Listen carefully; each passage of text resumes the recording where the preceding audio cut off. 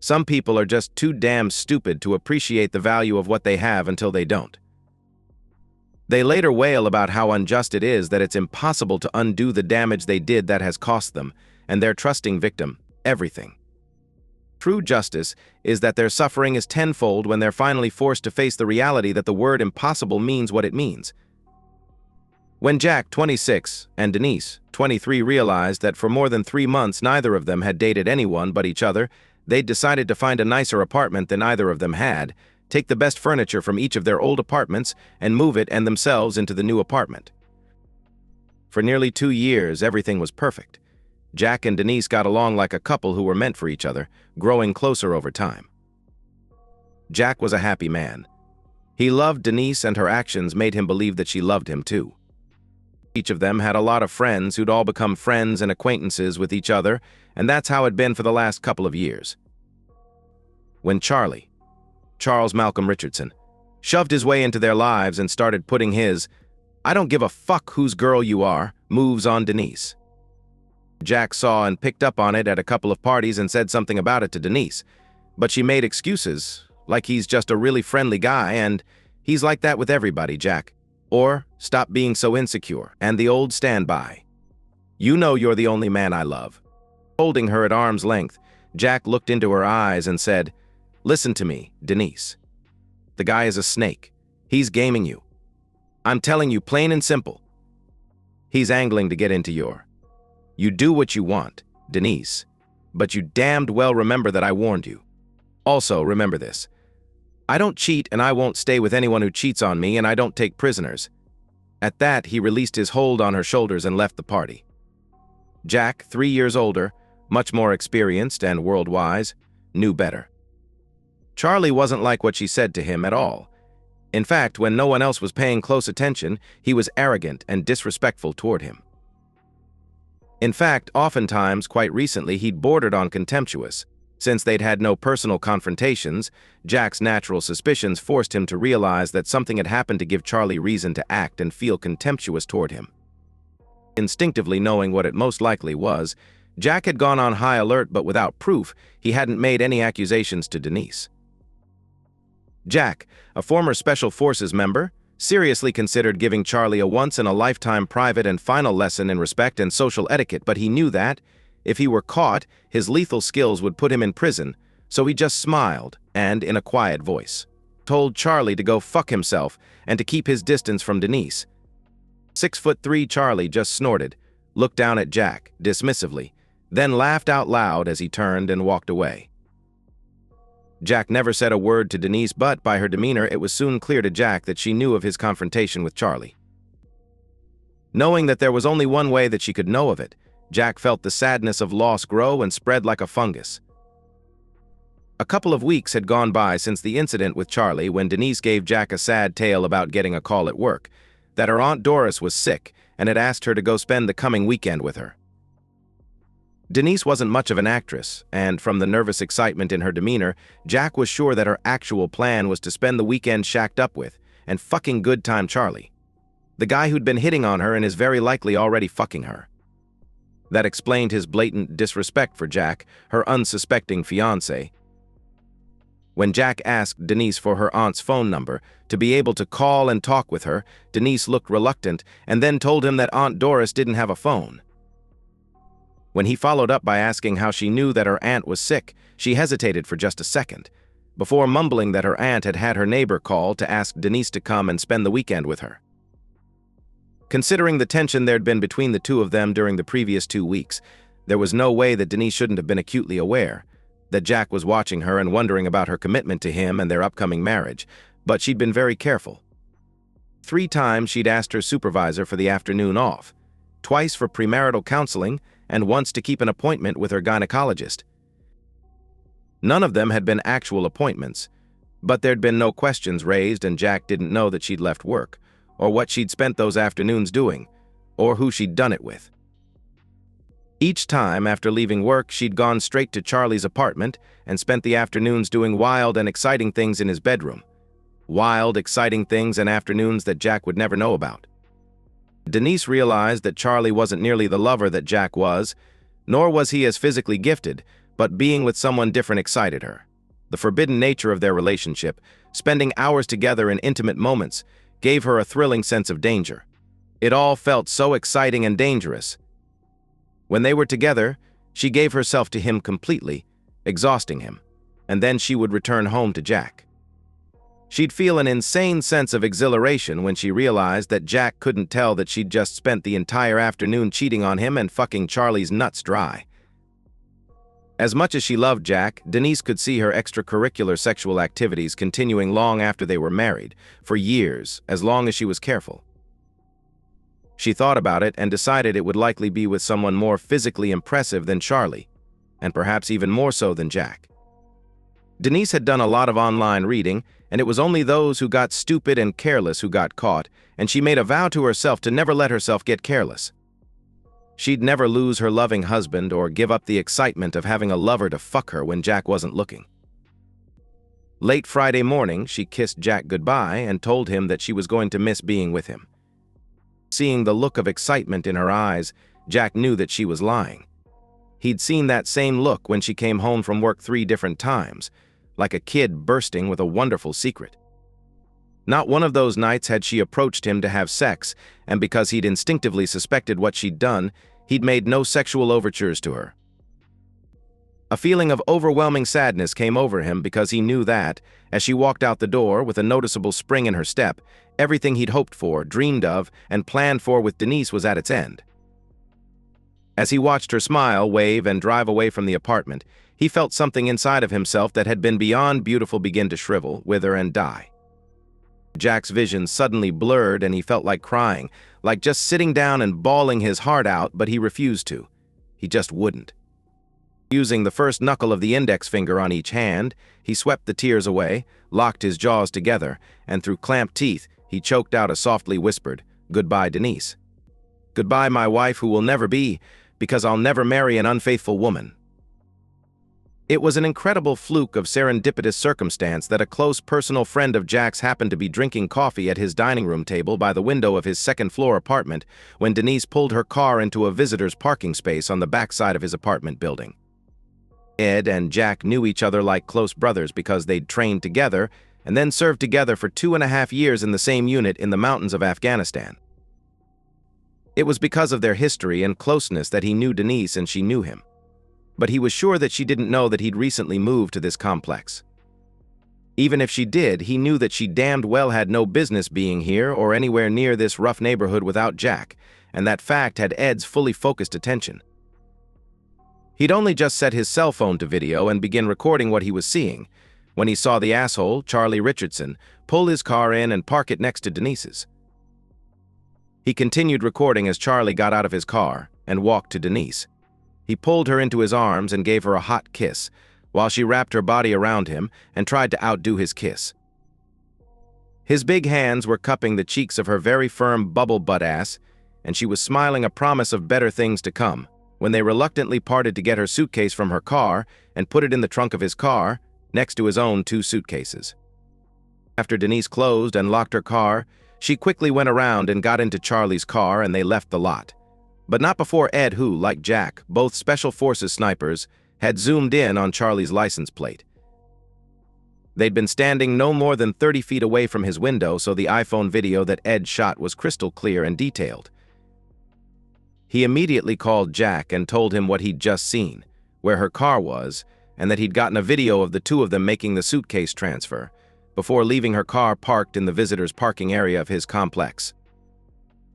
After hanging up, Ed texted and also emailed the unedited video to Jack. It was crystal clear. Even on the small screen of his phone, Jack recognized Denise and Charlie. He felt heartsick when he saw them kissing and mauling each other. Their comfortable familiarity confirmed that this was far from being their first clandestine meeting. They'd clearly been together enough times that it had become second nature, but now they were making a weekend of it. Jack downloaded the video to a jump drive, burned a couple of video discs, and then played one of them on their 65-inch television screen. It was as if he was standing in Ed's dining room, actually watching Denise and Charlie from his window. Jack felt sick to his stomach. actually seeing it and knowing for certain that Denise was betraying him, and had in fact betrayed him by lying to get to where the video showed her actively betraying him, on her way to a weekend of fucking Charlie. He now had no doubt that she'd already fucked him several times before they planned their weekend getaway. At least 3 of those times being when she'd come home from work with that cat that ate the canary look on her face, and the "I just got fucked but you don't know it" look in her eyes. As those thoughts flashed through his mind, he growled to himself, how the fuck could she ever think that I'm that stupid? All she's done is prove that she's as stupid as he is. Well, I warned them both. Grinding his teeth, Jack left the disc in the player, to use it as a final presentation when Denise returned from her weekend of being Charlie's whore, expecting to pick up where she left off being engaged to get married to Jack. He made another disc to leave in one of the boxes that she'd find packed and ready for her to take her belongings to wherever she's going to live when she learns that she doesn't live here anymore. Unless she wants to fight it and have copies of the disc sent to every one of their friends, co-workers, and family members above the age of 12. On Friday night and Saturday morning, the 4 calls that Jack made to the cell phone that he'd gone to Walmart and bought for Denise went straight to voicemail. When he called Ed, at around noon on Saturday, Denise's car was still parked in the same place and hadn't been moved. In mid-afternoon, Denise finally called and, to explain not answering her phone, she gave Jack a bullshit story about not having cell phone reception at her aunt's house, and said that when she'd driven into town, she was able to get a cell phone service and had seen that he'd called several times and left a half-dozen messages. She told him how much she missed him and that she was looking forward to getting home. Then she said that her aunt wasn't doing that well and that she might not be back Sunday night after all because blah blah blah, but could possibly be staying and not get home until late on Tuesday. Her last words were, "I love you, honey. Here's hoping I see you sooner than Tuesday." By now, Jack was burning. He called another of his friends who owned and operated a roadside emergency repair and towing service. Telling him where her car was, he had him flatbed it back to his complex and place it in her parking space in front of their apartment, just as if it had been parked there. He cursed himself for not having a spare set of keys to the car so he could have driven it back. While her car was being picked up, Jack stopped at Walmart and arranged with the meat department manager to have their night crew save 40 of the heavy-duty boxes that their pre-packaged meats come packed in, saying that he'd pick them up early on Sunday morning. When he came to pick up the boxes, one of the employees wheeled one of the 2 large carts of boxes out to their parking lot and set them on the curb, right next to Jack's van. Jack started removing the partitions from the boxes so he could fit 3 boxes together in a smaller space before loading them into the van that he'd borrowed from his sister. It was the only way he could load and carry all of the 40 boxes in one trip. When he was finished, he used the cart that he'd wheeled the boxes out on to take all the partitions he'd removed back into the store, to the guy who'd brought the other cartload of boxes out to the van. He thanked the guy, who said, "No problem," and that he'd take the coated cardboard partitions to the machine that crushes and packs all their empty boxes. After he'd carried all the boxes into his and Denise's apartment, Jack returned Marilyn's van and went back to the apartment and started packing Denise's shit. He was determined that, by the time she got back, every single thing she owned would be separated from his, boxed and stacked by the door. She called late Sunday afternoon to say that she was sorry, but she'd have to stay with her aunt for at least another day, but more likely 2. She was sorry. She loved him and was looking forward to being back home and in his arms. Jack told her that he understood the situation perfectly and for her to not worry her pretty head about it. Punching the button that ended the call, he continued packing her shit. When Jack was done sorting her stuff from his before packing, boxing, and stacking it, he left 2 bottles of her douche and a morning after pill on a bright red plastic picnic plate, sitting at eye level on top of the box that was closest to the dew, right where she couldn't possibly miss seeing them and understanding their significance. Under the bottles of douche and the morning after pill was a folded note telling her to call Charlie and remind him of what he'd warned him would happen if he didn't leave her alone, and to tell him to buy some good running shoes and start using them, and to pray that they don't wear out before Jack finds him. Denise called twice more during her absence, using the same bullshit story about having no cell phone coverage. Jack let her think she was getting away with snookering him, and each time her calls were short because she said she had to get back because of her aunt, and she was gone to get some more fucking. On Tuesday night, Jack was watching for her arrival from the window of a darkened room. After a very long wait, he was thinking that he should call her and ask how long before she'd be home. She hadn't known that she had no car until she got back to Ed's apartment complex, and so her arrival back at the apartment would certainly be delayed from having to deal with that. Just as he laughed and said, "Fuck her," his phone rang. It was Ed. "Hey, Jack. They pulled in about 10 minutes ago and Denise went nuts when she saw that her car wasn't where she left it. The office is closed and the two people I saw her stop and ask about it in the lot just shook their heads. I guess they gave up on her car because they didn't call the cops to report it stolen. Too bad, that would have been rich. There'd have been a police record of where it was parked, when she parked it, and where it was supposedly stolen from. Anyway, they just pulled out. If he's bringing her straight home, you can expect her in about half an hour. Keep cool and don't do anything stupid." "Okay." Jack thanked his friend and went to take a piss before repositioning himself a few feet back from the darkened window, where he had an unobstructed view of the street for 5 buildings in either direction.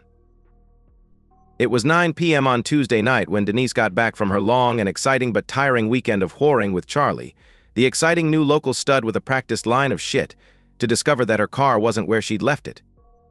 A bolt of fear went through her. How was she supposed to explain getting home from her stay with her aunt if she didn't have her car?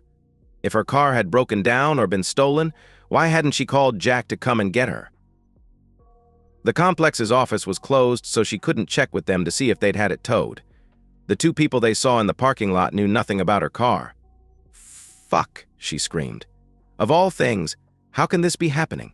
What am I going to tell Jack?" Denise was completely off balance, but she had to go home, so she concocted a story of her car having been stolen from a gas station when she stopped to fill up just before she got home. She didn't consider the need for a police report on her supposedly stolen vehicle, nor did Charlie, who had been with her intimately for the past 4.5 days. He even had her engage in intimate acts on the way home, leaving evidence of their encounter when Jack kissed her and welcomed her home.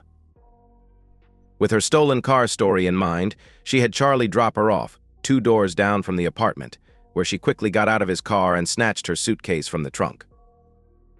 She figured that would give Charlie time to drive off before Jack knew she was home and wouldn't see whose car she'd come home in. She grabbed her case and walked slowly to the front door and let herself in, not noticing that her car was parked in its usual space in front of the apartment. What she saw when she swung the door open and stepped into the brightly lighted living room made her heart skip a beat and sink. There were rows of stacked boxes on both sides of the door and, right next to the door, the 2 bottles of her summer's eve. Douche were sitting on a bright red picnic plate on top of one of the stacks of brown boxes, along with what it only took her a couple of seconds to realize was a morning after pill. There was a folded sheet of paper under the bottles and the pill that she took to be a note of condemnation that would explain the boxes. Looking across the box with the pill and the bottles of douche on it, she saw Jack, standing in the dining room doorway with a cold, grim expression on his face. Her heart felt like it dropped through her stomach as she realized that she'd just lost what she valued more than anything she'd ever had. Jack, He cut her off, instantly, in the coldest and hardest voice she'd ever heard, saying, "Denise, don't say a fucking word. Just take your shit and get the fuck out. Go move in with your 4-day weekend fling if he even wants someone who would do what you did. You stayed for 2 extra days, so he must offer something you think is better than what I do. Whatever it is, you decided it was worth staying for those extra days. In any case, it doesn't matter because we're done before you walked out the door. I know you think I'm stupid, but I already knew that you've been fucking him and what your real plans were for this weekend. By the way, I saw how you were walking after Charlie dropped you off. Did your sick aunt have the same problem you seem to have?" Tears of grief were streaming from Denise's eyes as Jack, in a cold, hard, and bitter voice, continued. "Remember the engagement and wedding ring set you loved so much and wanted? I bought it and have it almost paid for, but you can forget about ever wearing it. And just to think, I was going to marry a low-life piece of trash like you. You make me sick. Take your douche and the baby killer pill and get the fuck out of my sight. If he gave you AIDS, I just hope you haven't infected me." Denise started pleading with what she instantly discovered was a cold, stone wall, and then remembered that she'd also lost her car. When she lied, telling him that someone had stolen her car and that she'd had to get a ride home, He said, "You and your fuck buddy Charlie were in such a hurry for him to get gone so I wouldn't see you getting out of his car, that you didn't notice your car sitting in its parking space, did you? I had it picked up and brought back here last Saturday, the day after you parked it in the back lot at Embry Gardens Apps. I knew exactly where you left it, on Friday, less than a minute after he helped you pull your bag from your car and put it in his trunk. So I knew who you left with, and I even have his car's plate number. Would you like to watch the video of you climbing all over him and kissing him while he grabbed you and pulled you close before putting your suitcase in his trunk? The way you were grinding against him, I'm surprised you didn't go further right there on the hood of your car in the parking lot. Just seeing the way you were acting, I knew that trip wasn't the first time the two of you had been together. Not by a long shot. You must have been with each other a dozen times or more before planning that little getaway. And now you say your car was stolen, while you were up in no cell phone coverage country. You're a real sweetheart, and I'm the idiot who trusted you, the fool who loved you and was going to marry you next month, 3 weeks from now. I'm sorry, Jack, she wanted to reply. Shut up, I said. Have someone call and arrange to pick up your shit. I don't want to see you and I don't want to hear your voice. Don't say another goddamned word, just get out right now before I get justice. A couple of months had passed and one night, Jack was finished having dinner with two friends in a restaurant. They were having coffee and talking when, out of nowhere, Denise approached him. Jack looked at her coldly and told her to go away, that he didn't want to look at her or hear her voice. He was done, and so was she. Still pleading, she asked him for 5 minutes to talk and began apologizing for what she did, telling him that she'd made a terrible mistake, that she'd gotten carried away with the guy's line of bullshit. Since she was spewing their personal life in front of his two friends, Jack coldly reminded her that good time Charlie had been allowed to enjoy fucking her several more times and had spent 2 more long weekends in her saddle before he dumped her for another hot dumb woman, just like her, and has already dumped her too. And now she's on the outside looking at the divorce papers from the faithful husband that she was cheating on. Then Jack asked, "But what if that asshole hadn't dumped you or I hadn't found out about you fucking him? Would you even be here today talking to me apologizing for what you did? Hell no, you wouldn't. You'd still be sneaking around behind my back, being intimate with him before coming home and telling me how much you love me, wouldn't you?" Denise, I totally loved you. You know I did, but you destroyed us. I warned you about that guy multiple times, once while holding your shoulders and looking straight into your eyes, but you chose to be with him anyway. I can't believe you have the nerve to come here today. After what you did, do you really think I'm stupid? You have to know there's no way I could ever trust you again, not after what you did. Even if I didn't catch you again, I'd always be waiting for the next time you wanted to be with someone else. After getting caught this time, I know you'd just be more careful, but sooner or later I'd catch you. If you had loved me to begin with, you would never have risked losing me by being with him. But you did. You took a chance because what you were after was worth more to you than losing me was. You were willing to gamble on losing me and my love for you because he has money, expensive cars, and no respect for anyone else. You gave up what we had for a chance at money and excitement. How does it feel to stand there knowing you'll never be loved, held, or made love to by me again? Never. Not ever. Denise was sobbing, pitifully as I continued. As much as I still love you and ache for you, I'll never put my heart, love, and trust at risk with you again. I can't afford to and you don't deserve it. Even if I never caught you, I know that, sooner or later, you'd see a golden opportunity and use it to piss on me again. As Denise sat there weeping, Jack said, I know I've done all the talking, but are the 5 minutes up yet? Yes. She barely choked out and then, in a broken voice, added, I'm so sorry, Jack. I won't bother you again. Then she began to cry like a lost soul. Slowly, Jack stood up from the table, apologized to his friends for leaving early and, without looking back, walked away and out of the restaurant. In the early morning hours, 4 months later, Charlie's barely recognizable body was found draped over the edge of the dumpster behind a ritzy restaurant. The local news reported police officials as saying that he'd been viciously beaten to death and that early indications were that the vicious killing had been methodical and intentional. Most likely done by a professional because Mr. Richardson still had a thick roll of cash in his pocket, an expensive wristwatch, his cell phone, and a wallet filled with black and gold credit cards. Charlie had earned a reputation as a womanizer who didn't care whose girlfriend or wife he pursued. However, due to his family's influence and power, he had been considered one of the untouchables. As the news segment ended, the reporter solemnly stated, "Unfortunately, family wealth and power don't shield anyone from the Grim Reaper." Charlie's murder was never solved, but as a result of that newscast, it was commonly referred to as the Grim Reaper killing.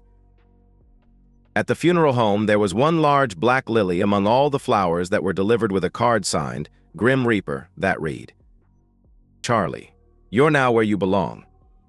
Only you know that I was the last to see you alive and ask, was she worth this price, worth losing 40 or 50 years of your life? This beating is my personal payback, but it's merely a down payment on your long overdue debt. Before I looked into your eyes and said, 'Goodbye, Charlie,' it's your turn on the shit end of the stick." Jack had parked his rental car on the outside of the cemetery gates and been standing there, watching the ceremony from the far side of the car. From his chosen location, he had a clear view to the burial plot.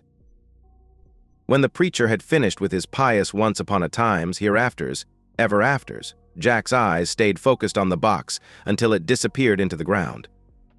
With a smile as grim and as cold as his eyes, he thought, "I wonder if she ever told him to buy that pair of running shoes.